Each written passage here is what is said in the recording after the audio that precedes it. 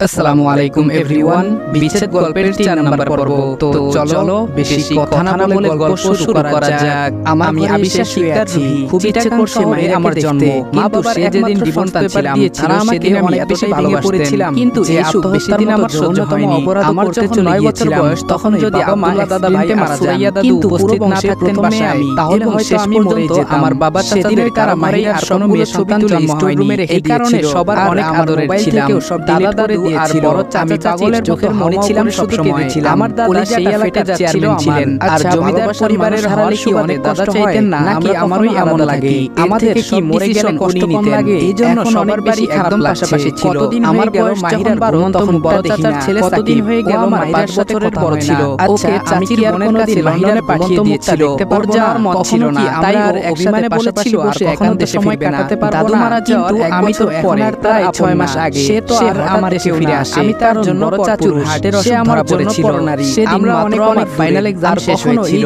আমরা খুশি ছিলাম। এই এক্সামটা নিয়ে সবগুলো অনেক ভালো হয়েছিল। আমি বাসায় ফিরে দাদু মনির জানার আগেই কাজের মেয়েটা বলে দাদু নাকি বড় চাচার বাসায় গিয়ে ফেলেছিল। আমিও হয়তো আমি যে তাকে চাচুর বাসায় গিয়েছিলাম, তখন বড় হওয়ার পর তামিম আমার চেয়ে বেশি তাকে বুঝতে পারে, কিন্তু আমি কথাবার্তা হয় তার থেকে বেশি আমি বুঝতে পারিনি ওর মনে আমাকে নিয়ে কি রকম চিন্তা ভাবনা কাজ করছিল না। আমার ভালোবাসা ছিল আর দূরে আমি চাই ভাইরা আমাদের কারোর সাথে তার তেমন ভাব হয়নি। আমি অন্যান্য কাজিনদের সাথে যদিও আমি জানি সে আমাকে ধরে দিয়েছে, আমি খুব সহজে সবার সাথে মিশতে পারতাম। আমি কি একবার সাথে ভাব করে নিয়েছিলাম কয়েকদিনের মধ্যে অনেক কিছু সবাই মিলে ঘুরিয়ে শহর দেখাই। একবার নিজে থেকে আমাকে বলতো ঘুরতে নিয়ে যেতে, আমি আর অন্য ভাইরা মিলে নিয়ে যেতাম ওকে। একদিন নাস্তার টেবিলে সবাই বসা, তখন দাদু আমাকে 3 মাসের মতো খাইয়ে দিতে সাথে জিজ্ঞেস করেনি অনেক সাকিবকে নিজেকে কেমন লাগে রেখেছি। আমি বললাম আগে তোমরা বললে রাখতে কেন বলতো ভাইয়া কথা বলতে জানে না বেশি, তারপর উনি বিক্ষত হয়ে গেছে। কত ভালো জানো তোমরা, নিজে থেকে আমাকে বলে ঘুরতে নিয়ে যেতে। 2 দিন ধরে যে বলে আমার সাথে,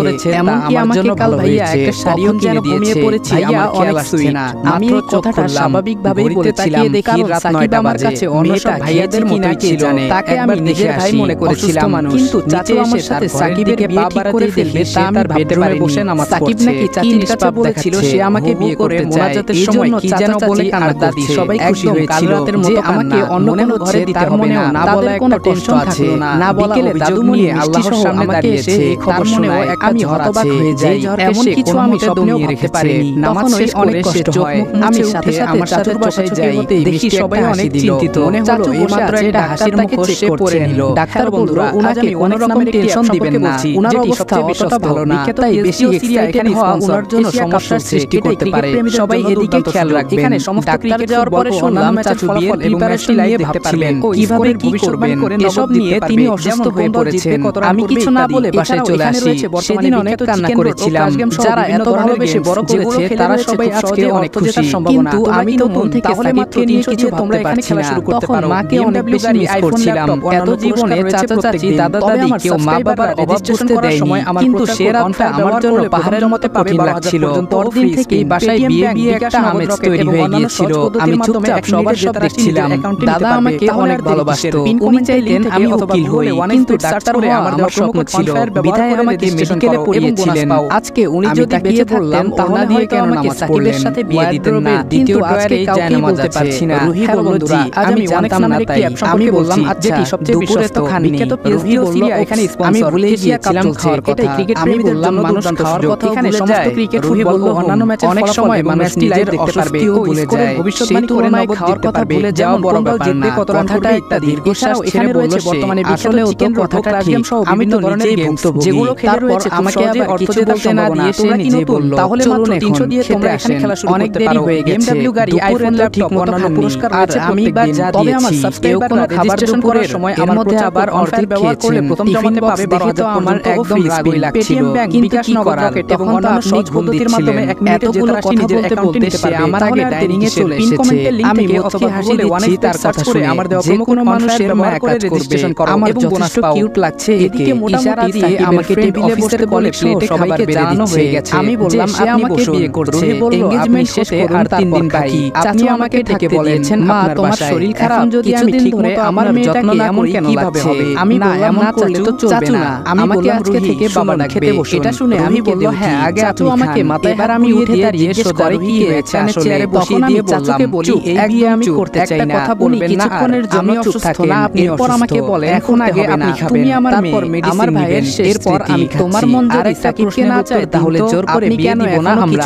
সেদিন রাতে চাচা সবাইকে বলে আমার মতো না খেলে হবে না, সে অসহায় হয়ে আমার দিকে বিয়েটা হবে না, চোখে একদম পানি চলে এসেছে। ওর জন্য একটা ভালো মেয়ে দেখে আমরা তাড়াতাড়ি বিয়ে করিয়ে দিলাম না। প্রথমে চাচি দিদা করলেও পরে সম্মতি জানালো। আমি কেন আমাকে বললাম, ভেবেছিলাম সব ঝামেলা নিজের হাতে খেতে পারি না, আমি ভালো লাগে না, তাই খিদে পাচ্ছিল না। পাই দেখে সব সময় হয় দাদু তো নেই আমার, চাচির সাথে রাতে কথাগুলো বলেই বাচ্চাদের রাতে দাদুর উল্টিয়ে কান্না করতে শুরু করে দিল। আমি আমাদের বাসায় থেকে গিয়েছিলেন, কিন্তু মাঝরাতে তার জ্বর এত বেড়ে যায় যে চাচি আমাকে বলে কান্না থামাচ্ছে না, মনে হচ্ছে চাচির কাছ থেকে চাবি নিয়ে আমি চলে যাই। রাত তাই আমি 2:45 মতো করলেও আমি চাচুর হাতে তার মুখের সামনে তুলে ধরলাম। কথাটা আমি বললাম যেন আটকে উঠলো। সে আমার দিকে প্রশ্নবোধক নজরে তাকিয়ে পাচ্ছে ইরাদ। তারপর হাত খাওয়াতে খাওয়াতে নিজের অজান্তেই ওর হাত আলতোভাবে ধরে থেকে এসেছে। কি হয়েছে তারপর তার চেহারা আবার রুমে গিয়ে দেখি সাকিব চাচাকে বালিশ চাপা দিয়ে বলছে আমি বেশি কাবু করে ফেলেছি, আমি নিজে এখন এই দুনিয়ায় তাকে কথাটা জিজ্ঞেস করে আমার কিছুক্ষণ নিচের দিকে সবার পরিণতি এমন হবে চোখে মুখে তার জিজ্ঞেস করবেন না প্লিজ। আমি কিছু বলতে বা মনে করতে চাই না, তার আওয়াজে ফুটে উঠলো তার মনের বেদনা। ওকে তাকে খাওয়ানোর পরে ওষুধ খাইয়ে আমার সামনে বসে দেখে আমি আর আমাদের মাঝে নেই। মেয়েটা তখনই উঠে সাকিবের গালে মাঝে চড় লাগিয়ে প্রশ্ন করলো আমাকে, তুমি মানুষ নাকি পরিবারে এটা কি করলা তুমি? আমি বললাম আমার কেউ নেই, আমি একা, আমি তোকে ভালোবাসি, আবার তোর জন্য অমানুষ হইছি। এদিকে আমি বললাম আমি সবাইকে এখনই বলে দিব, তখন সে ভালোভাবে ইরাদকে দেখেছে। তখন এর আগে অত ভালোভাবে চেপে ধরে এরপর আমার মুখ বেশে টেনে ইরাদের গাড়িতে করে কোথায় যেন ইরাদের দিকে ভালোমতো তাকিয়েছিল। যেন যখন হুঁশ ফিরে পা থেকে মাথা পর্যন্ত আমি চেয়ারের সাথে বাঁধা অবস্থায় ইরাদের করা নির্দেশ পর্দা দিয়ে বন্ধ বসে থাকবে কেউ নেই আশেপাশে। ইরাদ নিজস্ব কিচেনে রেখে আসবে। একে তো নিজের চাচাকে হারানোর দুঃখ, দ্বিতীয় সেই খারাপের মতো শাস্তি দিতে না পারা ছাড়া কাল অনেকক্ষণ পরে সেই জানোয়ারটা কাজের চাপ নেই, আমার শরীরে কোনো শক্তি আর নেই। আমি আপ্রাণ চেষ্টা চালিয়েছি নিজেকে চেয়ার থেকে মুক্ত করার, কিন্তু পারিনি। কারো সামনে এসে সাকিব আমাকে বলে বাসায় 10:30 বেজে গেছে, দুইজনই একে অপরের বয়ফ্রেন্ডের সাথে পালিয়ে গেছিস, কি যেন তাদের একে অপরের কথা ভাবাচ্ছে। সবাই তোকে আর আকাশ আছে স্বচ্ছ, চাঁদ আজকে ঝকমক করছে, আমাদের মুখরিত আমাকে তুই বিয়ে ব্যালকনিতে এসে দাঁড়িয়ে বানিয়ে কিছু বলতে পারে বাতাস বইছে। অনেক সেন্ট আমি ছেলেটা সবাইকে দিয়ে দিছি, কিন্তু মনের দিক থেকে অনেক ভালো ফেলে রাখছিলাম। তার সাথে পরিচয় না থাকা সত্ত্বেও এখন তোর একটাই এত যত্ন করছে আমাকে বিয়ে করে চল বাসায়। এমন লোক হয় তোকে অজানা অচেনা কারোর জন্য যেন মেনে নেয়। তবে এটা বলার সাথে সাথে আমি ওর মুখে থুতু দেই। সুন্দর কালো চুল, ও আমাকে অনেক ফিগারে এভাবে আরো একদিন কেটে যায়। রাগলে আরো আকর্ষণীয় শরীরে আর কোনো শক্তি নেই। সুন্দর মুচকি একই সময় ও আবারও ইচ্ছা করার মতন চেহারায় হাসি। তাকে প্রেমে ঢুলে আমাকে কেমন লাগবে, তুই এভাবে না লাগবে মনে হয় না হয় আমার তো লাগবে। আজকে তোর সাথে কেন সে এত গম্ভীর, তারপর বিয়ে না করেন কি আছে, আর বিয়ে না করলে নাই করলি, কারণ সমস্যা নাই। মনের মানুষ কখনো আমার কলিজার পানি শুকিয়ে যায়। তার কি মনে কোনো আমার মাথায় বুদ্ধি আসে, নিজের মতো করে কথা বলার শক্তি নেই। একা একটা মানুষ আস্তে করে মনে অনেক কষ্ট আমি তোমাকে বিয়ে করব। এটা শুনে মানুষটা আমার জন্য এত আমার সামনে এসে বসে তার মনটা ভালো রাখি বললে, হ্যাঁ আমি বললাম বিয়ে করব তোমাকে। নিজের সাথে প্রায়ই এভাবে কথা বলে, আজও বলছে ইরাদের আজ রাতেও কখন, কিন্তু আজকে সে বললাম আমাকে একটু মনে করে দাও। তারপর ভাবছে খুশি হয়ে আমাকে মেয়েটার জীবনে কোনো বড় ধরনের কষ্ট আছে, কিছু ভিটামিনের নাম দিলাম, ও আমাকে সেগুলো এনে দিল। আমি একটা জিনিস বুঝতে পেরেছিলাম, ওকে আমার যেতে দেওয়া হ্যান্ডেল করতে হবে, ইচ্ছে করছে না, কারণ মেয়েটা কাল থেকে এসে ও বলে চল বিয়ে করি, অসুস্থ শরীর নিয়ে আমি বের হই। এতদিন পরে আশেপাশে সব মানুষ অচেনা, কিছুক্ষণ পর দেখি তার অফিস। আমরা যখন ঢুকতে যাব তখনই দেখি বিশেষ করে তার আচার-আচরণ কতটা হাতে তুলে সাহস করে নিয়ে সাকিবের মাথায় আঘাত করে। এই মেয়েটার সাথে সাথে অজ্ঞান হয়ে সে অনেক ভালো থাকতে পারত, থেকে হারিয়ে এরকম একটা মানুষের দাঁড়িয়ে আমি পালিয়ে যাই। সবকিছু দেখে আমি অন্ধকারের মাঝে নিজের রাস্তায় জেলাতে এনে ফেলেছে। সে সময় ঢাকার একটা ট্রেন ছিল, আমি উঠে পড়ি কিছু না বুঝে। কারণ ইরাদের মনে এসে পড়ে তাহলে আমাকে শেষ করে দিবেন। তারপর মতো জীবনের মধ্যে আসি আমি, ঠান্ডা সাগর হয়ে এসেছে, আমাকে বিরক্ত করছিল। আমি এতটা সময় বৃষ্টিতে ভেজার রোদে একটা ছায়ার মতো লাগে মেয়েটাকে।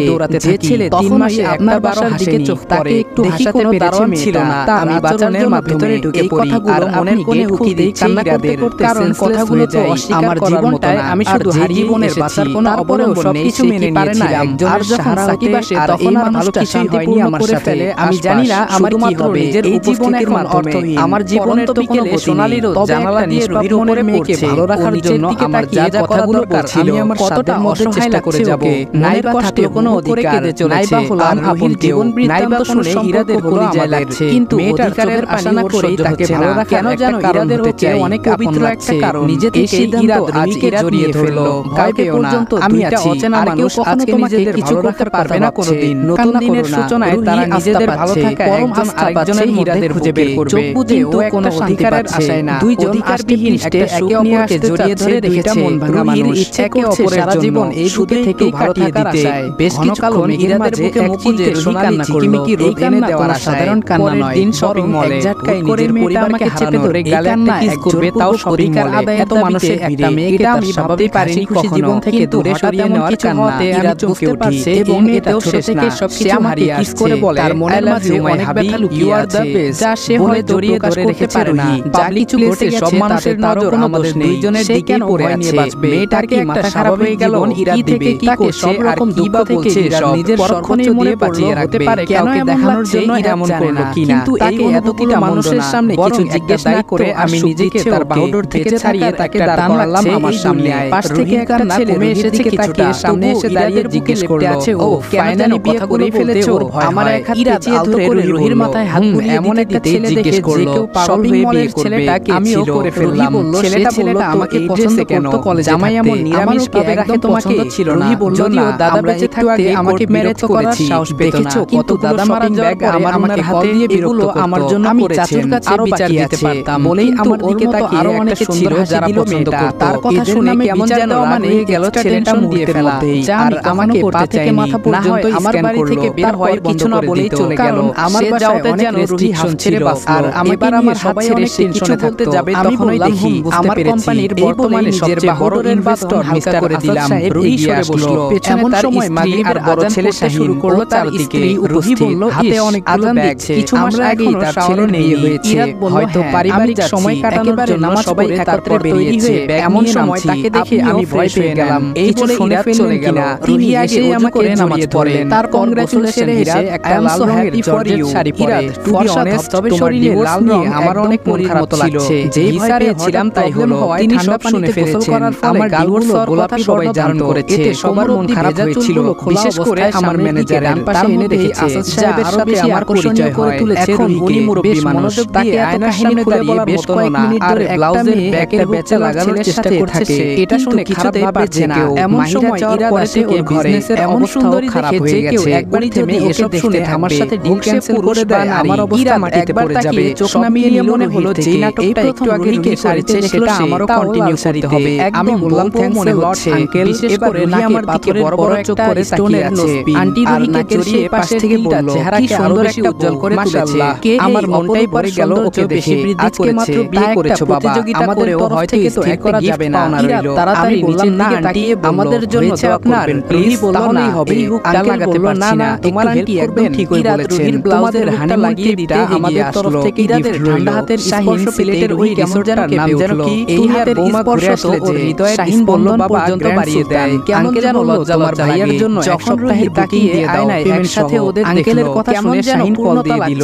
এদিকে আমি আঙ্কেলকে মানা করলেও উনি আমার কথা শুনলেন না, বরং বললেন আয়না তো বলছে বেশাই আগামী এক মাস পরে যাতে ব্যবসার কাজে হাত দেই। এই এক মাস উনি কোনো কাজের কথা শুনতে চান না আমার মুখে। শাহিন দিবে আব্বু আজকে রাতে রুহির ঘাড়ে গলায় ইরাদের তাকাতে হলো। আর আমাদের প্রাইভেট জেটটা আজকে রাতে ইরাদার ওর ওয়াইফের দিয়ে আসলো। আজকে ওভাবে জড়িয়ে ধরার জন্য আমাকে মাফ করবেন, এটাই ভালো হবে। এখন এই মুশকিল থেকে কোনোভাবে বের হওয়ার রাস্তা আমার সামনে আর নেই। আমি ব্যাগদিকে তাকিয়ে দেখি সে অসহায়ভাবে আমার দিকে তাকিয়ে আছে। এরপর আন্টি রুহিকে নিয়ে ঘুরে ঘুরে আয়নায় নিজেকে দেখছে আর ভাবছে ইরাদের কিছুই নিতে চাচ্ছিল না সে প্রথম থেকে। কিন্তু আন্টির সামনে তো এমন করলে তারা বুঝে যাবে, তাই থেকে ইশারায় রিকোয়েস্ট করে বললাম যেন মানা না করে। সব শেষে গাড়িতে এসে বসলাম আমি আর তাহলে সেইক্ষণে যেন আমরা হাফ ছেড়ে বাঁচলাম।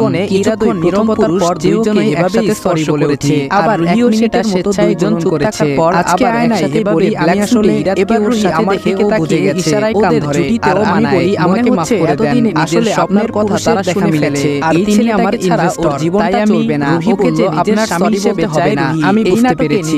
আমি বললাম আচ্ছা আপনি কি আমার সাথে যা ভালো লাগছে তাহলে তাদেরকে মানা করতে পারিনি, না ভালো লাগবে কথাগুলো ভেবে এটা কোনো ব্যাপার লাজুক হাসি দিচ্ছে। আপনি ওই ছেলেটার সামনে স্বপ্ন দেখে আমার অনেক উপকার করেছেন। এই স্বপ্ন অনেক কৃতজ্ঞতা কখনো ভুলবো না। অনেক অনেক ধন্যবাদ। ইরাদ কিছু বলছে না কারণ ওর এখন অনেক টেনশন লাগছে। অফিসে সবাই জানাজানি হলে কি রকম হবে। মূলত ইরাদ জানে কিছুদিন পরে গালে হালকা যাবে, তখন মানুষের সামনে কি বলবে ইরাদ কিছুই বুঝে পাচ্ছে না। রুহি ভাবছে ইরাদকে তার সত্যিটা জানিয়ে দিতে হবে। তার জীবনের যে অনেক সুন্দর লুকোনো সত্যি আছে যেগুলো এই মানুষটার জানা দরকার। আজকে রুহি জানতে পেরেছে ইরাদের ধরন এত গম্ভীর হওয়ার পেছনে ছেলে যদি ইরাদের জায়গায় থাকতো এতদিন কেউ নেই সাথে কাটিয়ে ভালো লাগছে ইরাদকে। কিছুদিন থেকে ইরাদে এমন কিছুই বলে না, বরং এত খেয়াল রাখার পরেও একটা দূরত্ব রেখে চলার চেষ্টা করে। আজকে যখন সবার সামনে নিজেকে ইরাদের স্ত্রী বলছে, কিন্তু রুহি ইরাদকে দেখছে শান্তি অনুভব করছে। রুহি ইরাদকে স্পর্শ করে তার যেমন অনুভূতি হয়েছে তা যেন স্বর্গীয়। এরকম শিহরিত আগে কি যেন দেখছিল সে, এরকম শিহরিত আগে ইসমাইল দিয়ে আবারও ফোনে মনোযোগ দিল। আবার করে বসবে তা নিজেও জানতো না, কিন্তু পড়ল। আজ আমি দাঁড়িয়ে এটা দেখানোর কিছু একটা দরকার ছিল। এই ছেলেটার মুখে রাগের চেয়ে প্রশংসা শুনতে রাগ হতেও পারে। ইরাদের কাপড় প্যাক করা শেষ, আর সে ভেবে ফেলেছে যার যা আপনাকে মাশাআল্লাহ তার জীবনে আগে অনেক মানুষকে ধন্যবাদ। কিন্তু এখন তো রুহি মেয়েটা ছাড়া তার আগে পিছে কেউ নেই। এই আল্লাদি মেয়েটার জন্য ইরাদের একটা টান কাজ করে মনের অজান্তে, যেটা ইরাদও জানে না। তার মায়ের একটা কথা মনে করে মুখে একটা হাসি ফুটে উঠল ইরাদের। মা সবসময় বলতেন কাউকে খুশি রাখতে গিয়ে যদি নিজের একটু সমঝোতা করতে হয় তাহলে অপ্রস্তুত হবে না বাবা। আর মানুষের বাহিরে যাচ্ছে ইরাদার করবে না, তাই রুহি যতদিন থাকবে ঠিক আছে। রুহি যা ইচ্ছে বলল, কথাটা এটা ভালো লেগেছে। গাড়িতে বসে আছে, এটার সমস্যা আছে দেখে সে মনে মনে বলছে। হঠাৎ মানুষ না চাইলে লাগে যে উপরে এটাও নামাতে পারবে না। এদিকে উনি আমার রুমের পাশে দাঁড়াতেও ইরাদ শুনতে পেল রুহি একা একা কথা বলছে। কেন যে রুহি তুই ছোটবেলায় কমপ্লেন খেতে না আজকে দেখে নে এই তোর ড্রাইভারের সামনে কিছু দিকে লাগে করাটা ইরাদের কাছে ঠিক মনে হলো। শাহিনদের পরিবারের সবাই অনেক ভালো, ইরাদকে অনেক পছন্দ করে। মান সম্মান থাকবে কিছু তাদের পছন্দ হয়েছে অনেক। তাদের বাসায় ডিনার করে সেই আলমারির উপরে শুধুমাত্র ইরাদের মতো লম্বা ছেলেটাই এসে যাবে। ইরাদ রুহির কাণ্ডকারখানা দেখে হাসে প্রতিদিন। গাছগাছালির সমারোহ বেশ ঠান্ডাও পড়ে গেছে এখানে। রুহির পা পিছলে পড়ে যেতে নেয় তখন ইরাদের কোলে এসে পড়ে। এবার সে ভয়ানক চারদিকের সবকিছু একত্রে নতুন জুটিকে বরণ করে নিচ্ছে। বুঝে গেছে এটা নিশ্চয়ই ওরা স্পেশালি দুজনকে বরণ করে নিল। ম্যানেজার যখন বলছে ওয়েলকাম মিস্টার এন্ড মিসেস ইরাদ থেকে আগলে রেখেছে। সে এখনো ওকে ব্যথা পেতে দেয়নি। এটা ও জানে। আর এই হাতের স্পর্শ প্রতিবার ওকে কমপ্লিট করে তোলে। ও এই হাতের স্পর্শ চিনে গেছে। ওর বন্ধু আরিশা এই পিয়ালের সাথে দেখা হয়। ওরা কলেজে থাকতে ইরাদ করে বিয়ে করেছিল। তারাও আমাকে ডাক দিলে আপনার মান সম্মান চলে যেত না। তিনজন ইরাদের কোলে থেকে বাচ্চাদের মতো পরিচয় করে নেয়। আরিশা নিজে থেকে। এখন আরিশা বলল মেয়েটাকে আমি লাগেজ নামিয়ে দিচ্ছি। চুপ করে বসে ইরাদের আগেই রুহি বলে রুহিকে কোল থেকে নামিয়ে খাটের পাশে নিয়ে বসিয়ে দিল। ইরাদা শুনে আরিশা বলল মেয়েটা অনেক বেশি এনজয় করে। ইরাদের শাসনগুলো ওর অনেক ভালো লাগে। দুইজন মিলে রুহির লাগেজ প্যাক করে ফেলেছে। আমি বললাম রুহি আজকে কিন্তু আসাদ আঙ্কেলের বাসায় ডিনার করতে হবে। আরিশা বলল তোমার নাম কি ভাবি? সেখানে থেকে একবারে সিলেটে চলে যাব। আমার নাম রুহি বলল সকালে পিয়াল আরিশা একসাথে কথা বলার আছে। আরিশা শোনো কিছু কথা বলার আছে। আমার এই 23 বছর জীবনের কালো সাইডে নিয়ে গেল আপনার কাছে তুলে ধরতে চাই। দুজন আসসালামু আলাইকুম এভরিওয়ান। তোদের রুমটা দেখে 3 নম্বর আমরা চলে যাই শেষ করলাম। ভিডিওটা ভালো লাগলে লাইক এবং কমেন্ট করে দিও। আর চ্যানেলে ভালো এখন কি করবে না মনে কিছু প্রশ্ন থাকলেও ওদের সাথে করে নিয়ে গেল ইরাদ। চারজন মিলে ইরাদের রুমে গেল। খুব সুন্দর করে রুমটা সাজানো হয়েছে। ফুল হোয়াইট একটা আসসালামু আলাইকুম এভরিওয়ান। একটা সোফা টিভি পর্ব সবকিছু আছে এখানে। বেশি কথা না বলে গল্প দিয়ে সাজানো একদম রোমান্টিক 11টা বেজে গেছে। আমি মেয়েটার রুমে কাঠের পাশে ধরে যাবে বসে আসলে এতক্ষণ জলপটি নিয়ে ব্যালকনিতে চলে গেল। অনেক মাহিরার সাথে ইরাদের মনে পড়ে গেল মাহিরা যখন শরীর একটু খারাপ ব্যাপারে কিছু জানে না। তবে এই ব্যাপারে কিছু জানতে না, বরং ভালোবেসে আগে রেখেছিলাম। আমার বাচ্চা যার সুন্দর ছিল আমার বউটা মেয়েটা এই মনে চলে উঠল। তার কপালে হাত দিয়ে দেখলাম এখন জ্বর কমে গেছে।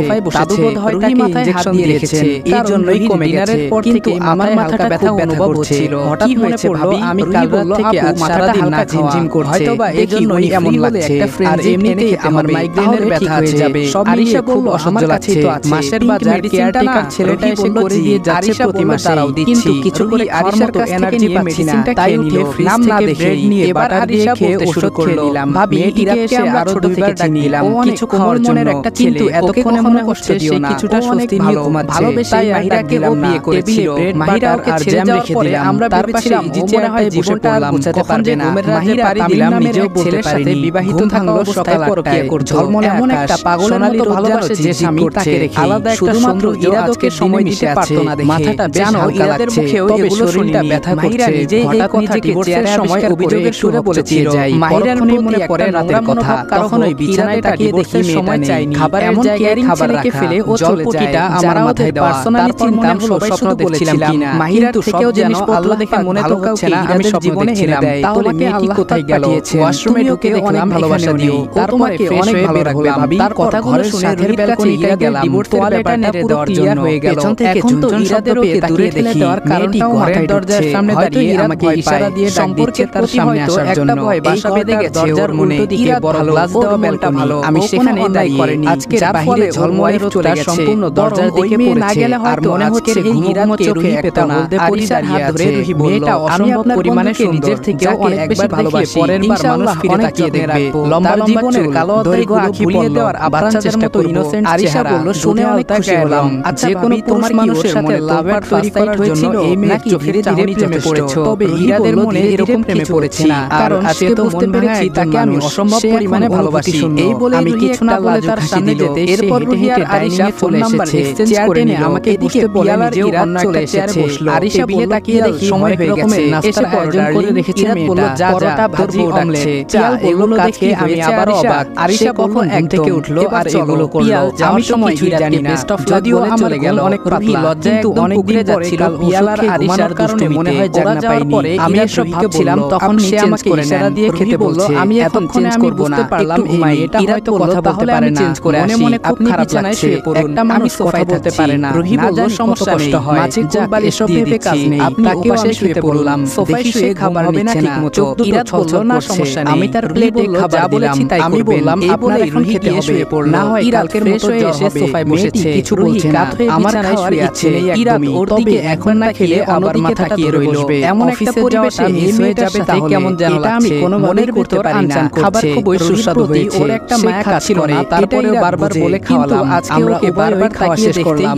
এরপর মেয়েটা উঠে করে বিকেলে সবটা শোনার পর থেকে মেয়েটার তার কর্মকাণ্ড দেখে তার ব্যবহার দেখে মনে হচ্ছে যেন প্রতি সেকেন্ডে বেড়ে চলেছে। আমি মনে মনে নিজে নিজেকে বলা শুরু করলাম, এটা কিন্তু বললাম এবং তার ওষুধ এনে দিলাম মেয়েটাকে দেখা খেয়ে নিল। রাতে যখন আজ আমি অনেক নামে ছিল এক সম্পর্কে বলছি গ্লাসে সবচেয়ে বেশি দেখে যাচ্ছিলি তুই মেয়েটা যদি এখানে বুঝতে পারে তোকে কি ভাববে।